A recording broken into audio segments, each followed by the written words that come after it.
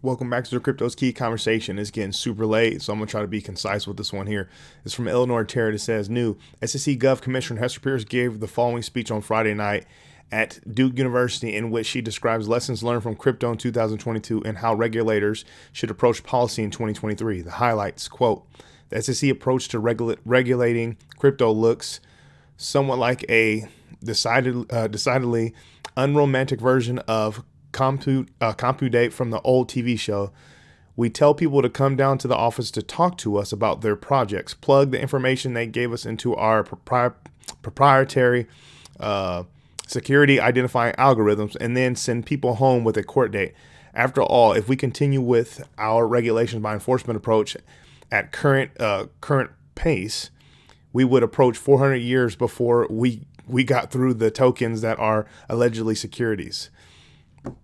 So there's been a lot of people that's been, getting on Hester Pierce for, just talking, just a whole bunch of words that are spewed out, seen as, the good person within the space, coined the term or got the term crypto mom and all this stuff over the past few years. But it's like people are sick and tired of the words. We want action. And, obviously we don't know all the ins and outs, but it's like not much action has seemed like it's been hit.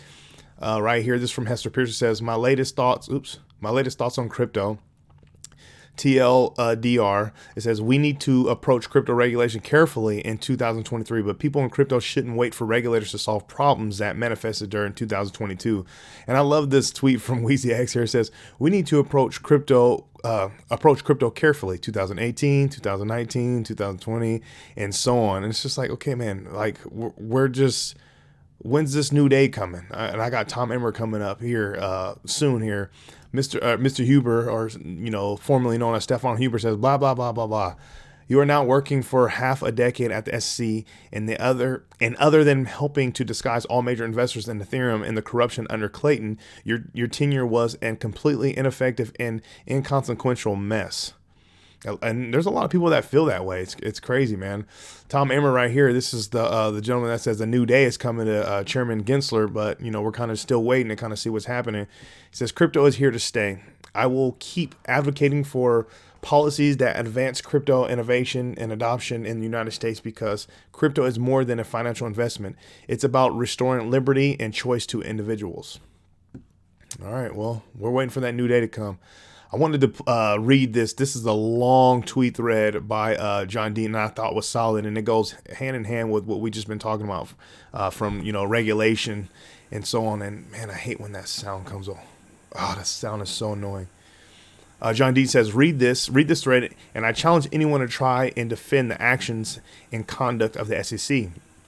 Quote, the same reasoning applies to digital assets. The digital asset itself is simply code.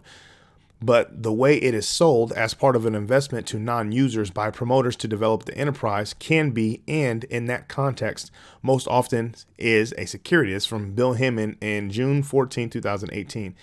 Notice that the asset is more a security if it is sold as a part of an investment to non-users by promoters. Clearly, LBC, meaning like the library coin, library token, users within the library blockchain who didn't purchase the tokens from library or its executives did not fit with what Hinman articulated. Thousands of XRP holders acquired XRP to establish a trust line with the XRP ledger to transfer value. Thousands got paid their salaries in XRP through BitPay and other vendors. Thousands utilized XRP as a substitute for fiat. Thousands of vendors accept payment in XRP. According to the SEC's 2019 framework for digital assets, a crypto is unlikely to satisfy Howey if it can immediately be used to make payments in a wide variety of contexts or acts as a substitute for real or fiat currency. In 2019, SEC described XRP to a T. Now, also considered the 5 years earlier, in 2014, the USGAO described XRP as a virtual currency utilizing a decentralized payment system called Ripple. Also considered in 2015, FinCEN and the DOJ settled with Ripple classifying XRP as convertible virtual currency. Consider that the 2015 settlement forced Ripple to comply with banking laws, not securities laws, and forced Ripple to hire an independent third-party auditor approved by FinCEN and DOJ to provide the government with annual audits of all XRP sales for 5 years, and this info was shared with the SEC. Also consider that 2 years before the 2015 FinCEN settlement in 2013, Chris Larsen, CEO of Ripple, gave a presentation to U.S. Treasury, CFTC, Federal Reserve, and the SEC, wherein he demonstrated the utility of XRP. Also consider that in addition to 2015 FinCEN declaration that XRP was a convertible virtual currency, the CFTC stated the virtual currencies similar to Bitcoin are properly classified as commodities. Also consider that in 2019, the FSOC annual report signed by the most important financial leaders in the United States highlighted the following virtual currencies only as growing in market share: Bitcoin, ETH, XRP, and LTC. And he put the looks like a PDF here, or the image there. Consider also in January 2019, SEC was informed by Coinbase and Brian Armstrong that even if XRP was a security early on, like ETH, today's XRP not a security, and unless the SEC objected or determined otherwise, Coinbase was listing XRP and did list in February 2019. So they did list it. So this is why a lot of people were upset by Brian Armstrong and Coinbase, because like you have this this filtering and vetting process for digital assets that you put on to your platform. But it's like, as soon as the lawsuit was dropped on XRP, which was utilized as a weapon and it was completely wrong, you quickly, delisted it. But then when it came to, this insider trading debacle that happened and the so-called, I think it was like 8 or 9 digital assets that were seen as securities or potential securities, those weren't delisted. Just some shady stuff, man. Continuing on here. Deaton says, now consider 6 months after Coinbase met with the SEC about listing, XRP, MoneyGram filed a disclosure with the SEC informing that the SEC Ripple was going to be transferring XRP to MoneyGram, who would then utilize XRP in its cross-border payments business. Also consider that the SEC knew that MoneyGram was selling XRP on exchanges like Coinbase to the general public, and the SEC did nothing. Consider SEC enforcement lawyers wrote a 2018 memo analyzing XRP and did not conclude it was a security, which is shameful. He continues, consider that the SEC staff were allowed to own trade XRP until April 2019. The info above, and there is much more, is part of the public record. On this info alone, even if you hate Ripple, you realize how screwed up and all over the place the SEC's approach to crypto has been. What I've discussed above is public. It does not take into consideration the non-public information. Now wait until we see him in emails and drafts of the speech. According to Bragg on House and Stuart Alderati, when we read it, it will shock us. And he put up this tweet from Bragg on House where it says, the SEC wants you to think that it cares about disclosure, transparency, and clarity. Don't believe them. When the truth eventually comes out, the shamefulness of the behavior here will shock you. He goes, John Deaton goes, back to LBRY and LBC. The SEC concedes the majority of LBC token holders are users, the very thing Hinman said that did not apply to securities laws. Yet the SEC refuses to distinguish those users and exempt them from the application of those securities laws. The January 30th LBRY hearing is one of the most important events in crypto. By the way, when the transcript of the November 21st, 2022 LBRY hearing is made public, the on-the-record statements made by Jeremy Kauffman to the judge need to be sent to every senator and congressman. Below is a perfect summary of the current regulatory status in the United States for entrepreneurs involved in blockchain technologies. At the November 21st, 2022 hearing, after the SEC won the case, Jeremy Kauffman pled with the court, and here is a summary of what he said. LBRY has been going back and forth with SEC for 5 years. Throughout the entire period, we have begged them. We've said we will do anything, make any changes like there are other currencies like Ethereum and Bitcoin that have this non-securities designation. Jeremy Kauffman explained how he offered years ago to destroy the entire pre-mine. He said he offered years ago. He would fold the entire company and give every dollar into in the bank accounts. He said all we ever wanted was to achieve the same legal status of Bitcoin and Ethereum. He said, I just want to know what the rules are. Tens of thousands of other companies just want to know the rules.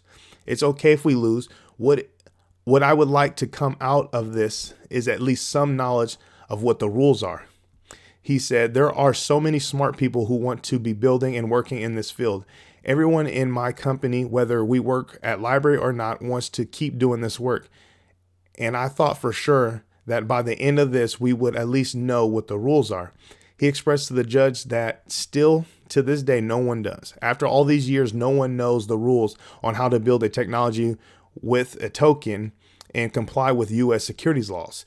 Jeremy Kauffman said, I honestly don't care about arguing the penalties.